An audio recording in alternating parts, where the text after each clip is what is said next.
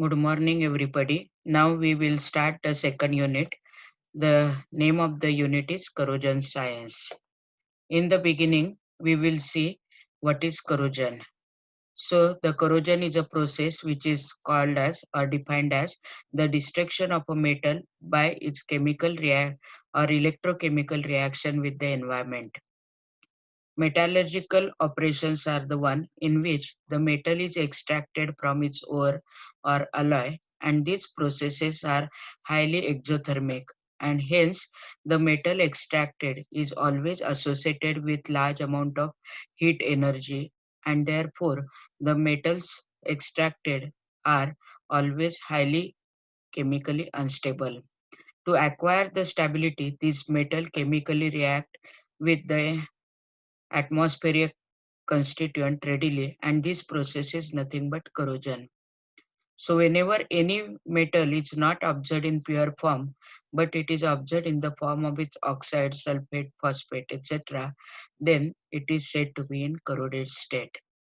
These are certain examples which are observed in day-to-day life, which are very familiar to you. Now, there are certain consequences of corrosion because of which as an engineer, we need to study the process of corrosion, and we should try to minimize the corrosion and the cost involved in this. These are the consequences: loss of efficiency of the process. If a certain part of the machine is corroded, the replacement is necessary. If it is not replaced, the efficiency get reduced considerably. Sometimes the life of equipment get reduced. There is a probability of plant shutdown and also possibility of accident. The data reveals that the country like India has to spend few $billion on a problem of corrosion per annum, and hence as an engineer there is a need to study the process of corrosion and to find out the economical solution on the problem of corrosion. There are two types of corrosion: one, dry oblique direct oblique chemical corrosion, and second, wet oblique indirect oblique electrochemical corrosion. Dry corrosion, it is obtained or observed due to attack by the dry atmospheric gases, and the gases responsible for dry corrosion are O2, CO2, SO2, H2S, NH3, NOx, etc. Whereas the wet corrosion is mainly due to aqueous conducting medium, which facilitates the formation of anodic and cathodic areas. Now, oxidation is one type of corrosion which is due to the attack by oxygen. There are two views proposed for the oxidation of metal. One view says that oxidation is a protection of metal from corrosion, whereas the second view says that oxidation itself is a corrosion. Both the views are equally supported by the facts, and therefore, as and when needed, we will call oxidation as a corrosion, and as and when needed, we will call it as a protection from corrosion. The typical process observed during oxidation of metal is as shown below. If we see any metal surface with our naked eyes, we will see that the surface is smooth without any irregularities. But under microscope, we find the surface irregularities in the metal, and at these surface irregularities, the oxygen molecule from the air or atmosphere get physically held on the metal, and this process is known as adsorption. After the oxygen molecule get adsorbed, they dissociate to form oxygen atoms, as shown in this second figure. After they get dissociated, the metal loses electron to form positively charged metal cation, and these electrons are accepted by electron deficient oxygen atom to form oxide ions. Metallic cation and oxide ion, they combine to form metallic oxide layer on the surface of metal, which is nothing but the oxidation of metal.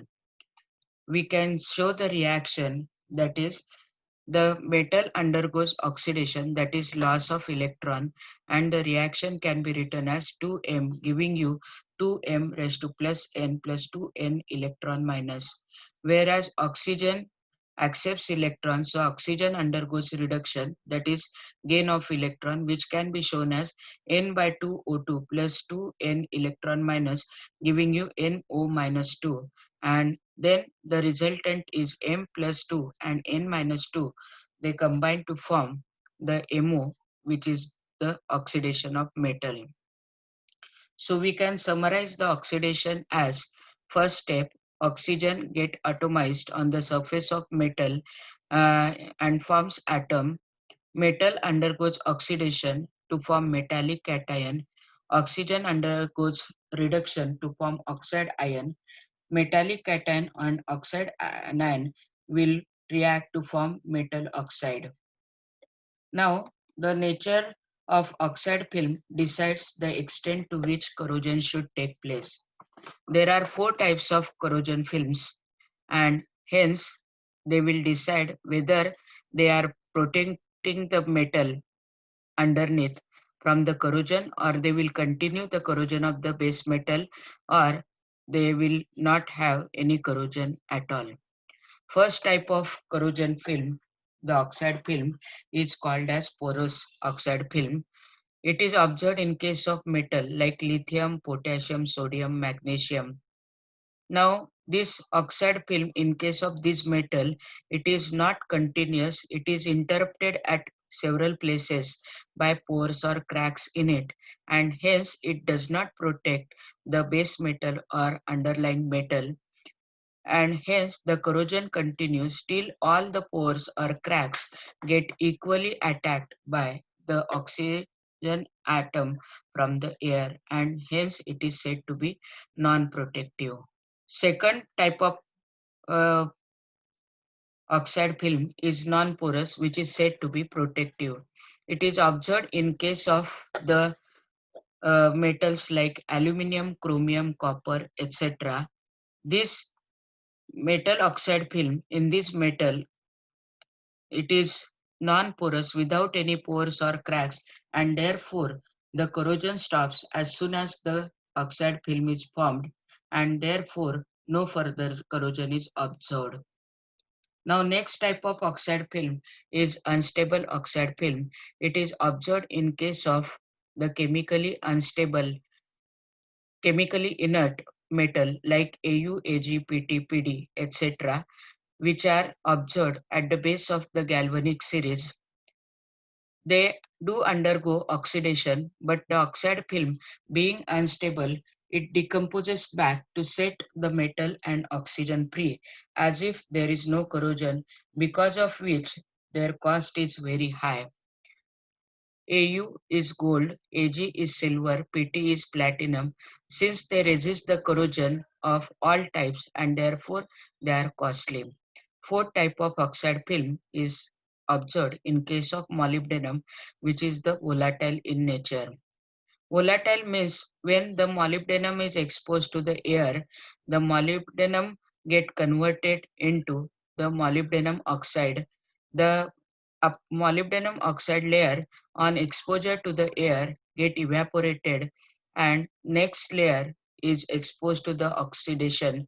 Again it get converted to molybdenum oxide, it get evaporated, and then the corrosion continues till the whole molybdenum is eaten up by the oxidation process, and therefore we can say that in case of molybdenum the excessive corrosion takes place.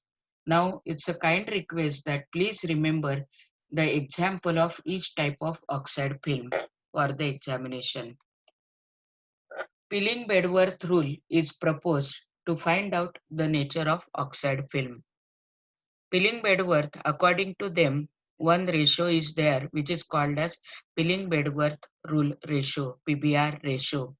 It is the ratio of volume of metal oxide to the volume of metal consumed.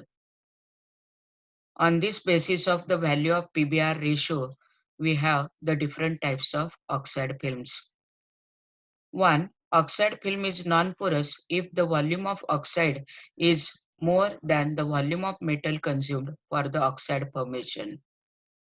Oxide film is porous if the volume of oxide formed is less than the volume of metal consumed. Already we have seen the examples. Just recall your memory. It is observed that when the PBr is less than 1, the oxide coating layer is too thin, likely to be broken, and provides no protective effect, as in case of magnesium. When PBr ratio is greater than 2, the oxide coating peels off and provides no protective effect, as in case of Fe. But when the PBr is greater than 1 and less than 2, the oxide coating is passivating and provide a protective effect against further surface oxidation, as in case of aluminium, titanium, chromium, etc. Please do remember these examples. Here there are certain examples and the PBr ratio for the oxide film. In case of copper, the oxide film is CuO, copper oxide, for which PBr ratio is 1.68. In case of aluminum, it is Al2O3 and PBr ratio is 1.28. In case of Fe, either it is FeO or Fe2O3. When it is FeO, PBr ratio is 1.77, and when it is Fe2O3, it is 2.14.